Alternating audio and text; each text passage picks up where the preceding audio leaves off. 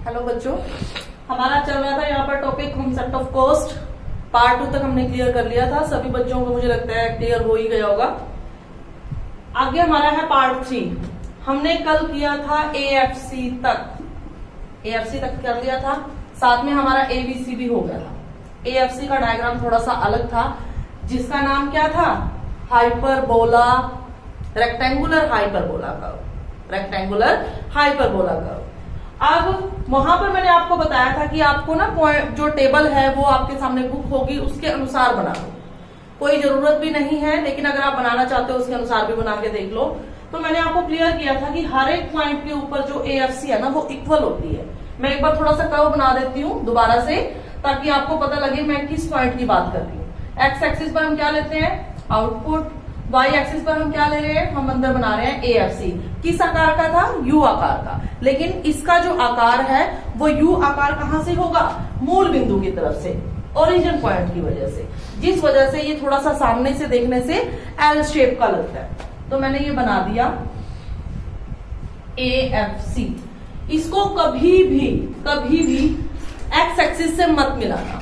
X axis से ये मिल ही नहीं सकता, क्योंकि जो चीज एक्स एक्सिस से मिल जाती है वो चीज जीरो हो जाती है। और बंधी लागत तो जीरो कभी हो ही नहीं सकती। परिवर्तनशील लागत जीरो हो सकती है, बंधी लागत कभी भी जो हमारी जीरो नहीं हो सकती। अब मैंने कहा था इसके ऊपर कितने मर्जी पॉइंट ले लो, हर एक पॉइंट के ऊपर जो है आपका आउटपुट का और AFC जो आपको दे रखे होंगे, डिजिट दे रखे होंगे, अंक दे रखे होंगे टेबल में, कई बार सम आ जाता है ये, तो इन दोनों का जो गुणनफल है वो हर एक पॉइंट के ऊपर लगभग बराबर ही आएगा।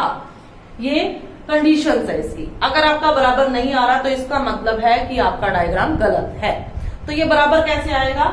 ये मेरे पास उत्पादन है, मैंने थोड़ी सी टेबल पहले ही बना दी ताकि थोड़ा टाइम बचे हमारा। उत्पादन है यानी आउटपुट है हमारा।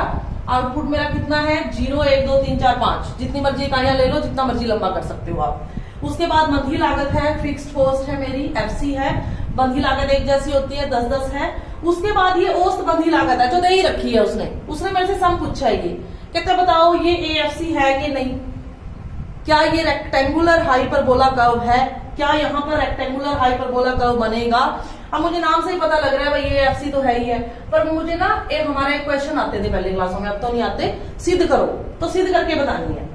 अब रेक्टेंगुलर हाइपरबोला की कंडीशन क्या है? इन दोनों का गुणनफल हर पॉइंट पे बराबर आता है। हम देख लेते हैं। मान लो मैंने इसको मान लिया A पॉइंट, ये हमारा B है, ये C है, D, E और F। इनको सबको मैंने पॉइंट मान लिया।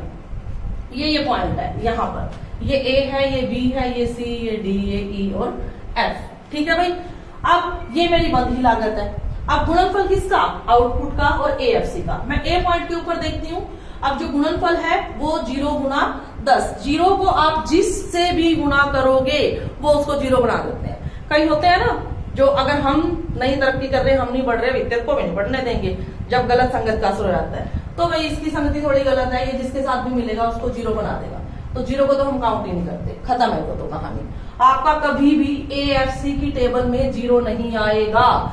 ये मैंने आपको जान के दिया है, इसीलिए कि कई बच्चे कहेंगे मैडम 0 तो कहीं है ही नहीं। भाई 0 तो हो ही नहीं सकता। 0 क्यों नहीं हो सकता?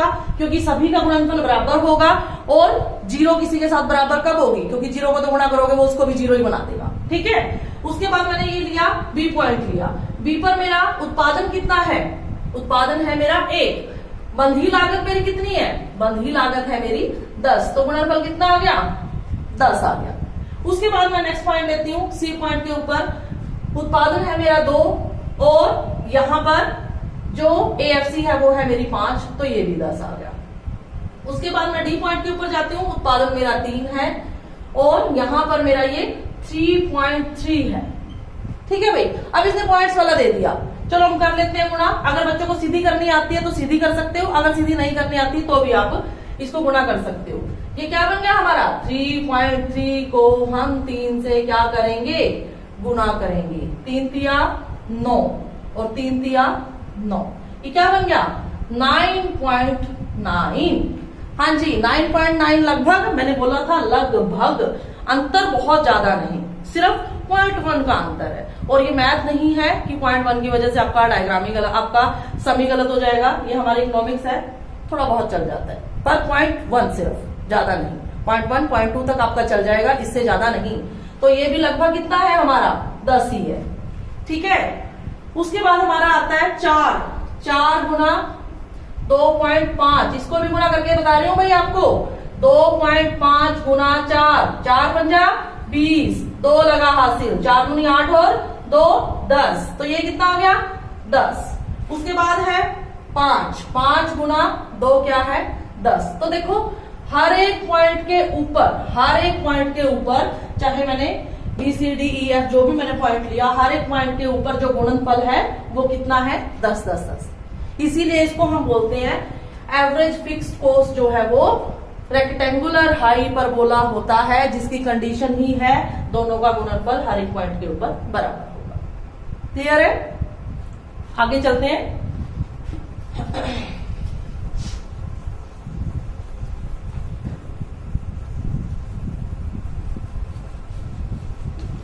हमारा टीसी हो गया कंप्लीटली, हमने कर लिया, दोनों पोर्शन कर लिए। हमारा एसी भी हो गया, जिसमें हमने मम्मी पापा को भी बता दिया और बच्चे को भी बता दिया। हाँ जी, उसके बाद अब हमारा आता है एमसी रह गया ना।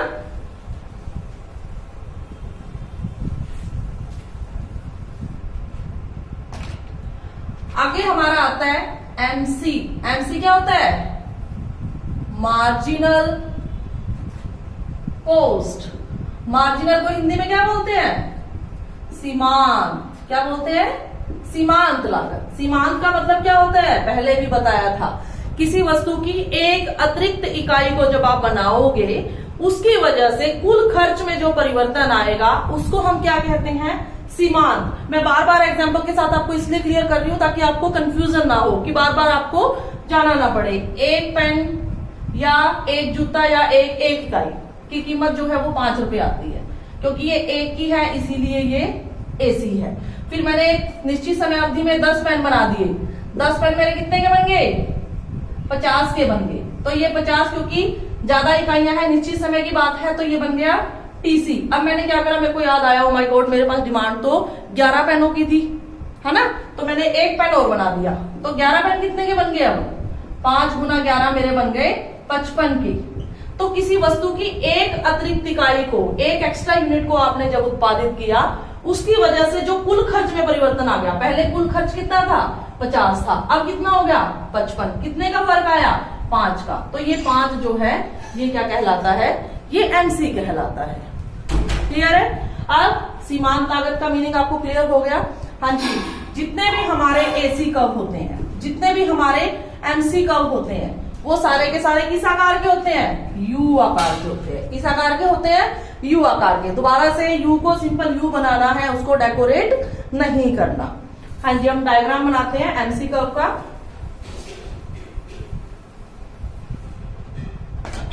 सबसे पहले कंडीशन डायग्राम की, एक्स एक्सिस लिया, वाई एक्सिस लिया।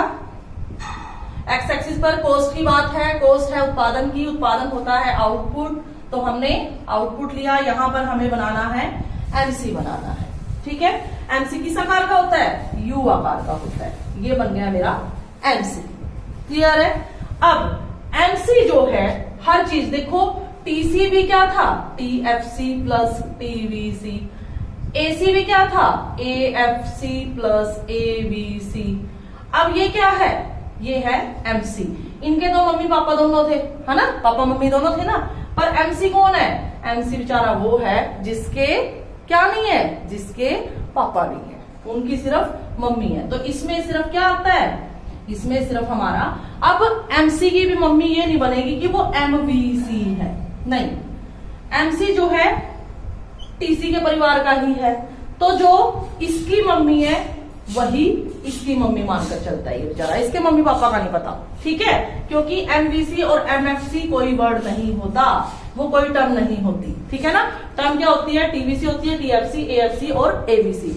लेकिन अब ये है, ये टीसी की मम्मी ने गोद ले रखा है, ठीक है, पापा इसको मानते नहीं है, तो कौन मानती है मम्मी, तो ये कौन है फिर, इसका सिर्फ टीवीसी आता है। मतलब जो एमसी का जोड़ है, समीशन ऑफ एमसी है, वो क्या होता है हमारा, वो हमारा टीवीसी के बराबर होता है। हमेशा याद रखना, एमसी को एमएफसी या एमवीसी नहीं मानना, हमें ये पता होना चाहिए कि एमसी का जो जोड़ है वो कितना होता है, वो टीवीसी होता है। क्लियर है? अब यहां पर मैंने ये बना दिया एमसी, अब मुझे वो सामने वाला कहता है एग्जामिनर कि इसमें टीवीसी दिखाओ। अब मुझे पता है कि इसका जोड़, अब जोड़ के लिए तो बेटा एक फिक्स एरिया होता है ना, कितने से इतने जोड़ दो। अब अगर कोई मुझे कहे सारी गिनतियों को जोड़ दो, अब गिनती कैसे है, इन्फिनिटी में पता ही नहीं कहां तक चल रही है ना। तो ये भी ऊपर से एरिया सारा ओपन है, पता ही नहीं कितना है, इन्फिनिटी है। तो इसको पूरे जोड़ को दिखाने के लिए आपको क्या करना पड़ेगा, दोबारा से इसको मैं फिर बना रही हूं, आपको वाई एक्सिस को टच करके बनाना होगा। ये बनाना होगा आपको यू आकार का, ये बन गया हमारा एमसी। अब यहां टच हो गया, इसका मतलब है यहां से शुरू करना है। क्लियर है? एक पॉइंट यहां दे दो, जहां आपका मन करे, जरूरी नहीं है यहीं देना है, कहीं भी दे सकते हो। मैंने यहां ले लिया, ठीक है, ले लिया। तो ये मेरा क्या बन गया, ओ क्यू। क्यू क्यों है, आउटपुट, आउटपुट होता है क्वांटिटी में, इसलिए इसको क्यू से डिनोट करते हैं। और ये पॉइंट मेरा क्या बन गया यहां पर, सी, कोस्ट बन गया। तो ये जो सारा एरिया है, ये सारा जो एरिया है, ये क्या आ गया, टीवीसी। ये है क्या, समीशन ऑफ एमसी। ये समीशन, ये जो हम पहले बोलते थे टेढ़ी-मेढ़ी ब्रैकेट बोलते थे ना इसको, टेढ़ी-मेढ़ी ब्रैकेट, टेढ़ी-मेढ़ी ब्रैकेट नहीं है, इसको बोलते हैं हम समीशन। इसका मतलब होता है जोड़। क्या होता है, जोड़। मतलब जितने भी आपको एमसी की इकाइयां दे रखी होंगी, उन सभी का जोड़ क्या होता है, हमारा टीवीसी होता है। क्लियर है अच्छे से? चलो आगे करते हैं।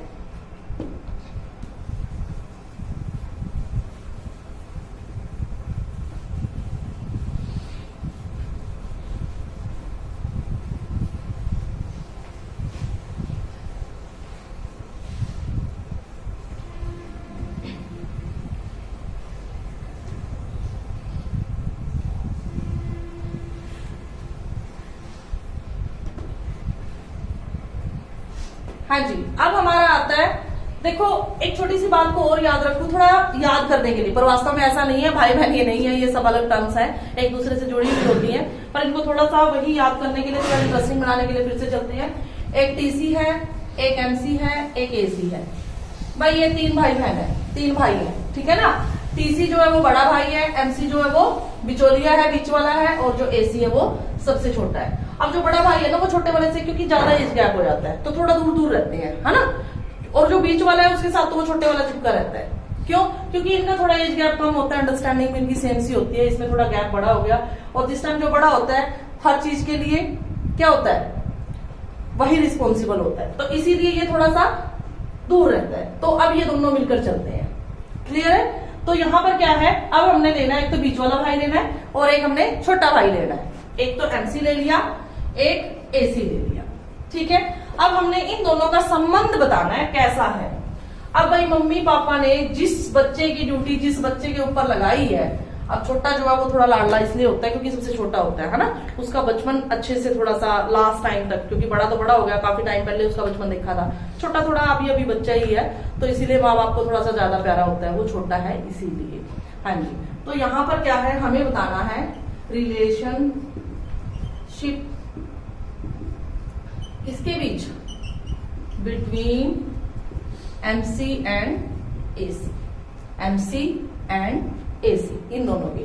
मम्मी पापा ने कहीं जा रहा था, एमसी शादी में जा रहे हैं, सारे मान लो किसी फंक्शन में जा रहे हैं, अब टीसी की तो ड्यूटी लगा नहीं सकते, वो तो अपना टोरा टोरा बना के अपना आराम से घूम रहे हैं सारी जगह, वो फ्री है उसके ऊपर। अब मम्मी ने कहा भाई एसी को, एमसी तूने अपने साथ रखना है। एसी को जो हुआ ना कुछ, तो एमसी की शामत आ जानी है फिर, है ना, क्योंकि फिर मम्मी पापा दोनों का गुस्सा बरसेगा, और फिर टीसी को भी मौका मिल जाता है इसको कुछ कहने का। तो इसीलिए जो कुछ एसी करेगा एमसी को मजबूरी में करना पड़ता है, एमसी के साथ वही वही होता है। क्लियर है? हाँ जी, अब चलते हैं relationship between MC and AC. अभी मैंने आपको एक एग्जाम्पल दिया था, मैं दोबारा से वो एग्जाम्पल लिख रही हूं। एक पेन 5 रुपीज का, 10 का, जो मर्जी मानना है मान लो। 10 पेन कितने के थे हमारे, 5 गुना 10 50 रुपए के, और फिर हमने 11 पेन बना दिए थे, 11 पेन हमारे बन गए थे 5 गुना 11 55 के, ठीक है ना। तो ये हमारा 1 यूनिट की इकाई थी, ये एसी है। ये हमारी इतनी कुल इकाइयां जो थी वो है टीसी, और एक अतिरिक्त इकाई है तो ये एमसी है ना। अब इनमें से एक चीज को ले लो, हम क्या करते हैं टीसी, टीसी को ले लेते हैं। टीसी ये क्या है 10 फैन, 10 फैन मतलब उत्पादन जितना हुआ है, उत्पादन किसमें होता है क्वांटिटी में, मतलब ये क्या है क्वांटिटी, ठीक है। ये क्या है टीसी टोटल। अब मुझे अगर 10 पेन है और टीसी मेरा इतना है तो मुझे एक पेन की कीमत निकालनी है, तो मैं क्या करूंगी, अगर मुझे एसी निकालना है तो मैं क्या करूंगी, मेरा जितना टीसी आया है वो और बटे कितने कर दूंगी, जितनी मैंने कुल इकाइयां उत्पादित कर ली थी, यानी क्वांटिटी। यहां पर क्वांटिटी लिख लो, जब हमने ऊपर भी टीसी लिखा तो क्वांटिटी। तो ये टीसी क्या है हमारा, टीसी कितना है 50 है और क्वांटिटी कितनी है 10 हमने करी है, तो हमारा कितना आ गया 5। तो ये 5 हमारा एसी है, टीसी से निकल गया, ठीक है। अब एमसी जो होता है, एमसी का मतलब है एसी हमारा ये फॉर्मूला आ गया, यहां पर मैं निकाल रही हूं टीसी, है ना। टीसी को मैंने इधर ही रख लिया, ये इसके बटे में है, बराबर से इधर बताया था ना, ये जो बराबर है ये बॉर्डर है, अगर उधर कूदोगे तो क्या होगा, कुछ भी हो सकता है, वही बदल जाओगे। अगर माइनस का है तो प्लस का हो जाएगा, प्लस का है तो माइनस का हो जाएगा, ये भाग का है तो उधर जाके गुना का हो जाएगा, गुना का है तो भाग का हो जाएगा। अब ये इसके साथ बटे में है, बटा मतलब भाग, भाग इधर कूदेगा तो किसका हो जाएगा, गुना का हो जाएगा। तो टीसी मेरा क्या निकल गया, एसी गुना क्या निकल गया। अब आती है बारी एमसी की। एमसी क्या हो गया, एमसी क्या हुआ है कि हमारी क्वांटिटी में जब परिवर्तन हुआ, देखो पहले 10 थी क्वांटिटी, फिर 11 होगी, क्वांटिटी में परिवर्तन हुआ, उसकी वजह से किसमें परिवर्तन हो गया, कुल में परिवर्तन हो गया, है ना, यही मतलब हुआ ना। तो मतलब क्वांटिटी में जो चेंज हुआ, ये साइन होता है त्रिभुज का, जो साइन होता है चेंज, चेंज इन क्वांटिटी की वजह से क्या होगा, टीसी बदल जाएगा बेचारा। क्लियर है फॉर्मूला, बड़ा इजी है। क्वांटिटी में चेंज कैसे हुआ, पहले 10 थी अब 11 चेंज हो गया। अब यहां पर जो हमारा टीसी था उसमें भी चेंज हो गया, पहले टीसी 50 था, अब कितना हो गया, अब 55 हो गया, तो चेंज हो गया। तो क्वांटिटी में जो चेंज हुआ उसकी वजह से टीसी में जो चेंज हुआ, तो मतलब मेरे पास अगर टीसी निकल गया ना, टीसी है तो मैं सबको निकाल सकती हूँ। तो पहला संबंध क्या है इन दोनों के बीच का, पहला संबंध ये हो गया कि हम दोनों को दोनों मतलब एमसी और एसी दोनों को टीसी के द्वारा निकाल सकते हैं, दोनों इसी से जुड़े हुए हैं।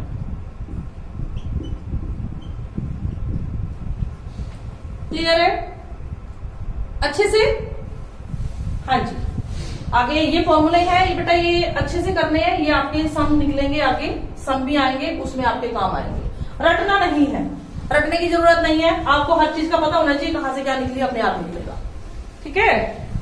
चलो पहला संबंध ये हो गया, और संबंध देखते हैं और क्या होता है। अभी मैंने बताया ड्यूटी किसकी लगा रखी है, मम्मी पापा ने छोटे भाई या बहन की देखभाल करने की, एमसी की। एमसी कौन है, बीच वाला है, और जो कुछ एसी को होगा एमसी को वो धक्के से होगा ही होगा। हाँ जी, दूसरा संबंध, मान लो एसी गिर जाए,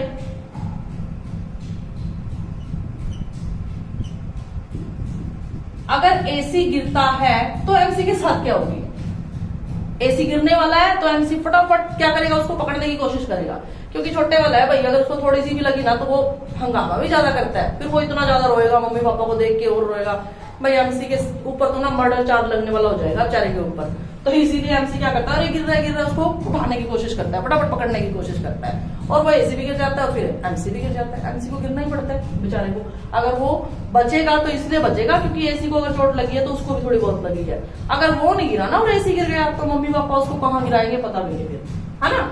अगर एसी गिरता है तो एमसी भी गिरता है, लेकिन एसी को तो अभी बताया ना, वो तो जितनी स्पीड से गिरेगा एमसी को तो उससे ज्यादा गिरना पड़ेगा, क्योंकि अगर एमसी गिरा और उसको खरोंचने आई और एसी को थोड़ा सा खून आ गया, बेचारे को थोड़ी सी चोट ज्यादा लग गई, तो वही एमसी को तो धक्के से पता नहीं कितने डंडे चप्पल लगेंगे, और उनकी तो कोई फिर काउंट भी नहीं होते वो तो, है ना। और गुस्सा जो शब्द है, जो शब्द के रूप में प्रहार होगा उसके ऊपर, वो तो अलग ही रह जाएगा। तो AC गिरता है तो ये भी गिरेगा, लेकिन क्या AC से ज्यादा तेजी से।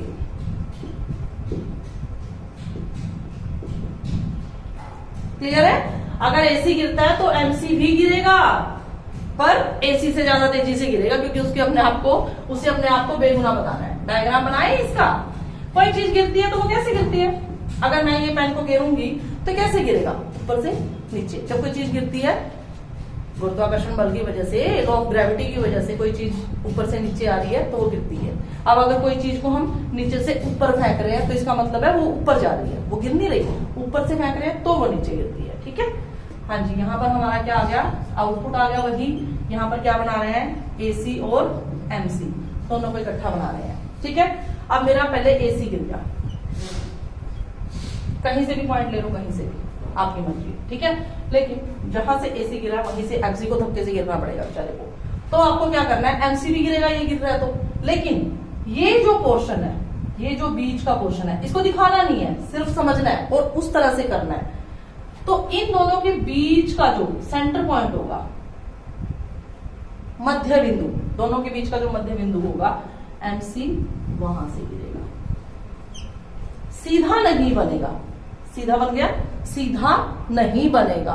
ये गिर रहा है तो वो भी गिरेगा, पर सेम सी शेप के हैं, बहन भाई हैं या भाई भाई हैं तो एक जैसे दिखते हैं। तो आपको ये लाइन नहीं लगा के दिखानी। आपको क्या करना है?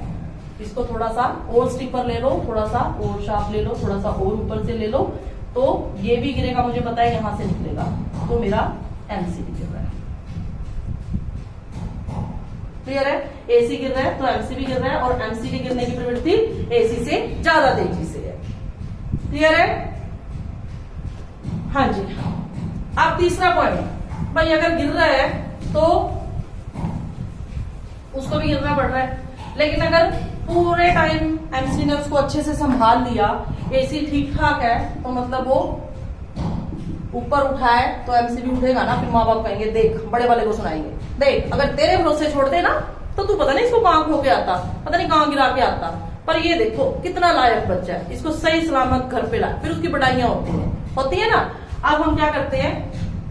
तीसरा जो अंतर है, यदि AC, sorry note MC, AC ऊपर जाता है या फिर उठता है, एक ही बात है, तो MC भी जाएगा। और सेम चीज भाई, अगर ज्यादा तेजी से गिर रहा है बेचारा, उठेगा भी तो तेजी से, लेकिन AC से ज्यादा तेजी से। क्लियर है? तेजी से। हाँ जी, बनाए डायग्राम इसका, बड़े इजी से है। जो चीज है ना, बस उसको वैसे का वैसे दिखाना है।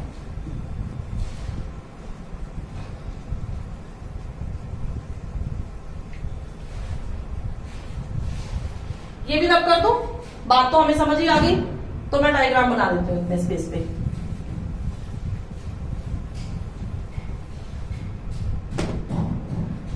एक्स एक्सिस बनाया, वाई एक्सिस बनाया। एक्स एक्सिस पर आउटपुट लिया, वाई एक्सिस पर क्या लिया? जो अंदर बना रहे हैं AC एंड MC।